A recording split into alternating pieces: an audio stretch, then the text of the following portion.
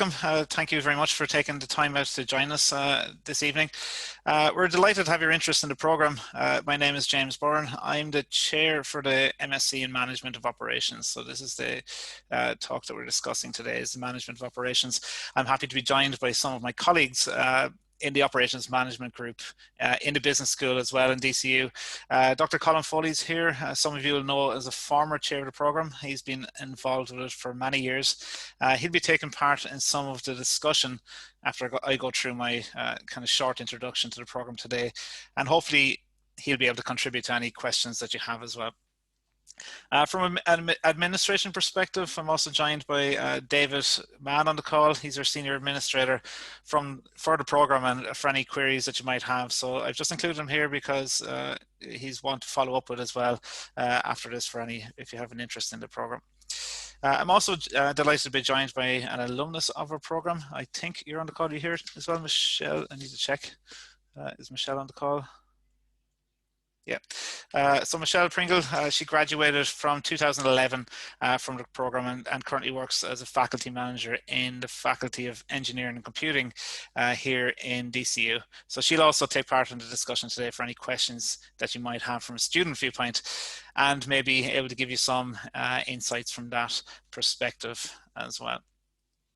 So the plan for the session today is to walk you through a short slide deck, tell you a little bit more about the business school, a little bit more information about the program itself, and then we'll go into the question and answer session and maybe discuss a few things, allow you to ask any questions you might want to ask from any of us who are involved in the program. We can keep it kind of quite informal, and hopefully at the end of all that you'll have all the information that you need to make a good decision for yourself as to whether the program is the right program for you. Okay, I want to acknowledge COVID as well, and the strange context in which we're operating in. I suppose at the moment with COVID-19, you've seen that a number of programs globally, they've moved temporarily online in response to the COVID crisis.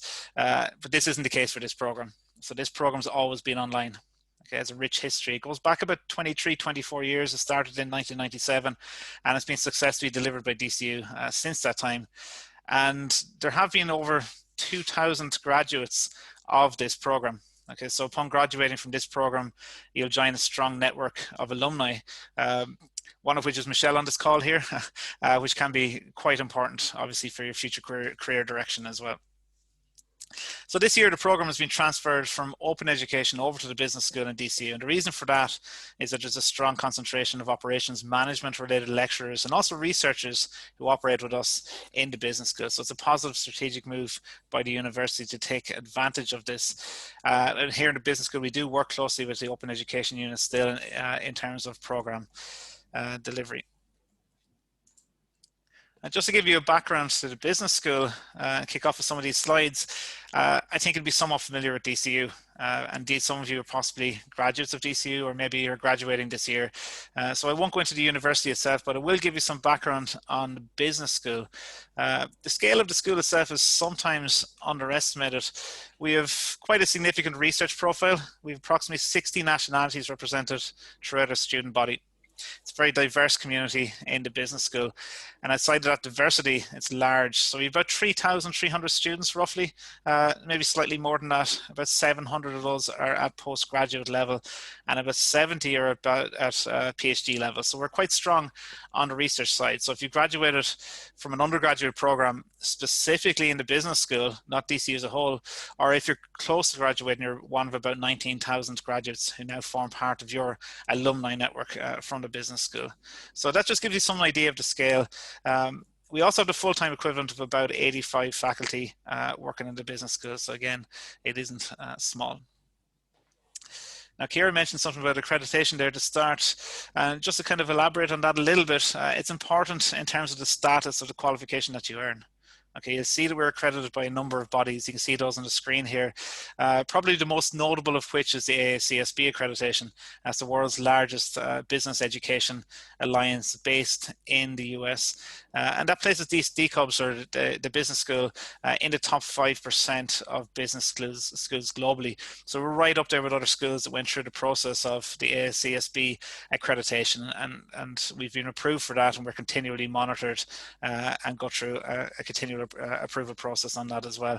So that gives us a significant standing internationally. So if you successfully complete this program, you'll have the benefit of leaving us and going into your future career with an AACSB accredited master's, and that gives you some currency in that space as well. A word about graduate employment. For those who graduate from this program, the 2020 QS Global Graduate Employment Rankings placed DCU as 19th in the world for a graduate employment rate. So internationally, going by this ranking, we're quite strong. Okay, so if you graduate from this program, you're part of the 95% of our business school postgrads who are employed or in further study within 6 months of graduation. So even given the COVID crisis, you can expect that there are strong employment opportunities upon graduating from the program. So onto the program itself, it's an ideal choice for any of you looking to broaden your knowledge in the field of operations.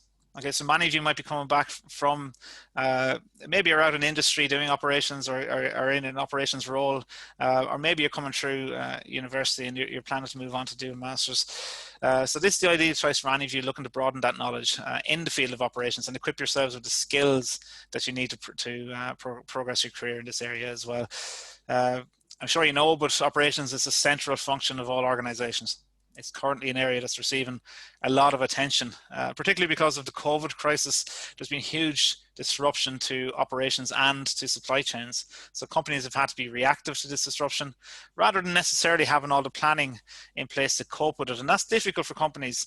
They have to try and model the disruption. They have to try and assess the disruption due to COVID, etc. And then the regions of the world that are affected, they're at the heart of many global supply chains. And if you think about that, even on a contractual level, companies, they're afraid of not meeting their obligations. So it's currently a very topical area, a very good time to take part in any program related to operations management.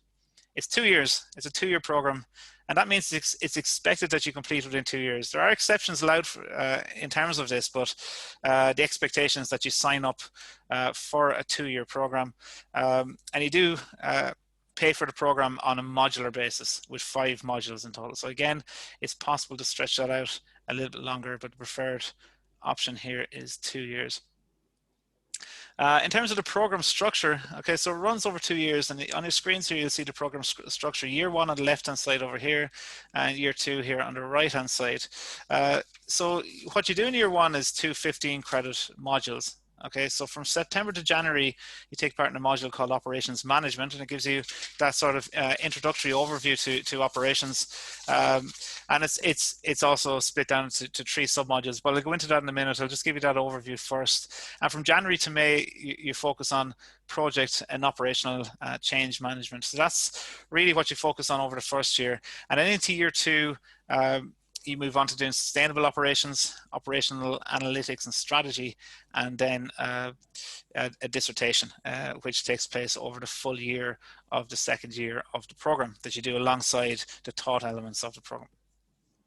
Just to dig into those a little bit, actually on this slide here, for those of you who may be coming onto this call who already have the graduate certificate in management of operations, you just progress on to year 2 and you take part in year 2 of the program in the same way as you just skip year 1 because you've already done it as part of your graduate certificate. Let's come back to the program structure itself. In year 1, with MT 5229, operations management, it covers 3 key areas. It covers the area of operations management itself, it covers service operations management, and it covers supply chain management. Now, these by and large are delivered sequentially. Okay, so operations management will be up first, and when you're finished with that, you start studying service operations management. However, there will be some overlap. So you may be studying in terms of maybe service operations management might overlap operations management a little bit, but in general, you study them sequentially. And again, in general, you have 3 assignments associated with each of the sub modules contained within the operations management module. So that runs from September through to January. You cover those 3 key areas. And then project and change management is 2nd semester. So you cover cover operational change management, project management and risk assessment, and then you've got an elective choice of sustainable logistics or business analytics and informatics. I'd like to qualify that at this stage and say that this is an indicative program structure. It is subject to change, but it's likely to stay as it is presented here. The next module then in year 2 is sustainable operations, and that covers sustainable accounting, sustainable finance, and sustainable procurement, with 3 assignments associated with that. And the second half of year 2, you've got evidence-based evaluation. Sorry, that's wrong actually. It's an analytics related module, and it covers business process analytics, management science, and operations strategy. Okay, so that's updated from last year. So the old heading is in there. And then you have a dissertation, which again covers the full year of year 2. Okay, it's a 15,000 word dissertation. It's supported by workshops and tutorials, and supervised and managed through our virtual learning environment. Okay. Some points to note is that it's self-directed learning. Okay, you're not expected to be online a few evenings a week. This one is self-directed. It's supported by tutorials. So you'll have tutorials less frequently than that, and you'll have content that you consume yourselves as well. So self-directed with supporting tutorials. You'll do all this through Loop, which is DCU's online learning environment. And you engage with forums, videos, interactive learning content, and that forms a sort of a community for you online as well. And all of your assessment takes place through Loop, and feedback is given from lecturers out to you through Loop as well, through the virtual learning environment. There's no exams in this. This is all continuous assessment.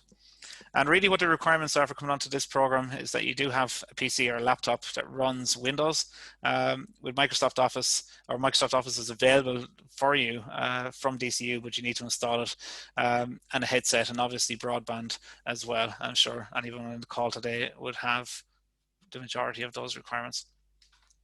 In terms of awards, greater than or equal to 70% is a first class honours in this program. Between 60 to 69% is a second class honours grade 1, and 50 to 59 is a second class honours grade 2. And then if you get between 40 to 49, you leave with a third class honours. And just in terms of fees, EU students pay €1,885 per module. Again, subject to change, but it's around that ballpark figure. And there's 5 modules in total. There's the 4 taught modules, and there's the dissertation module. And if you want to come into this program from outside of the EU, you pay €2,825 per module. So again, 5 modules in total, including the dissertation. So it's 5 times 1,885 for the full program. And then in terms of how to apply, you apply through our portal. We've moved to a new portal this year. It's through Ellucian, so the web link is given here. But if you just search for the program, you'll find it on the Business School website under part-time programs as well, and the links are there to apply through that as well. And if you have done the graduate certificate or are doing the graduate certificate and want to move on to the master's in the first instance, you can email David, who's on this call as well, and that's his email address there also. Okay, I think we'll open up to a conversation now at this point, I suppose, to take any questions that come in. But I'd also like to invite maybe Michelle to say a couple of words about her experience. I'm missing my screen here, or see people. Michelle, are you? Yes, I'm here. How are you? Good evening. Hi, thank you for inviting me along. Thanks a million for coming on. I always like to try to put back a little something into what I got from the course. Why did I choose a DCU? When I was working there, and it was easy to have access to the library, etc. Why did I choose open education? Primarily, I picked USCIL, it was called in those days. I picked it because I could be anonymous, which meant for my role, I could go about my business from one building to the next. But in the evening when I came home, I could switch online. And in those days, which is not many years ago, we used Moodle. And Moodle was a virtual community where you would do everything via typing. So you had a forum, and any assignments, comments, etc., you would have an online conversation, and from there then you would have your assignments, etc. But the conversation that took place on Moodle was also part of the assessment. I suppose the highlight of the program for me was that I was able to do it in my personal time. It was also very organized in terms of structure.